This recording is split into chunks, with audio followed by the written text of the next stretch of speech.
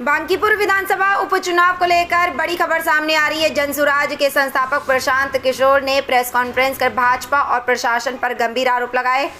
साथ ही दावा किया कि चुनाव में सरकारी तंत्र का दुरुपयोग किया जा रहा है। पटना के आसपास के क्षेत्रों की जीविका दीदियों को चुनाव के काम में लगाया गया है। चुनाव में सरकारी कर्मचारी और जनता भाग लेते हैं। जीविका दीदी सरकारी कर्मचारी नहीं है, उन्हें चुनाव कार्य में लगाना सरकार गलत है। यदि 24 घंटे के भीतर चुनावी प्रक्रिया से जीविका दीदियों को नहीं हटाया गया तो वह चुनाव आयोग के कार्यालय के सामने धरने पर बैठेंगे। साथ ही आरोप लगाया कि जनसुराज के कार्यकर्ता जिन होटलों में ठहरे हैं वहां प्रशासन की ओर से छापेमारी की जा रही है और उनसे पूछा जा रहा है कि उनके ठहरने का खर्च कौन उठा रहा है। उन्होंने कहा कि पटना जिला प्रशासन ने जीविका दीदियों को भाजपा के पक्ष में काम करने की जिम्मेदारी दी है और इस पूरे मामले की शिकायत वह चुनाव आयोग से करेंगे।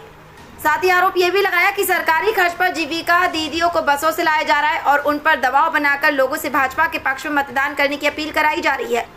ग्रामीणों को ये कहकर डराया जा रहा है कि यदि भाजपा को वोट नहीं दिया तो राशन और सरकारी योजनाओं का लाभ बंद कर दिया जाएगा। अगले 24 घंटे के भीतर चुनाव के सभी गैर सरकारी लोगों को नहीं हटाया गया तो मैं चुनाव आयोग के सामने धरने पर बैठूंगा। बताया जा रहा है कि प्रशांत किशोर ने तेज प्रताप यादव का भी जिक्र किया। तेज प्रताप यादव ने जनसुराज को समर्थन दिया और उसी रात उन्हें जेल भेज दिया गया। इसके अलावा उन्हें सीजेपी के लोगों को बिहार में स्वागत करते हुए कहा सोनम वांगचुक उनके मित्र हैं और देश के जाने माने शिक्षाविद हैं। प्रधानमंत्री के इस्तीफे से जुड़े सवाल पर प्रशांत कुमार ने कहा कि यह जवाबदेही की शुरुआत है। जनता जब एकजुट होकर खड़ी होती है तो सरकार को झुकना पड़ता है और 3 दिनों के भीतर इस्तीफा देना इसी का उदाहरण है।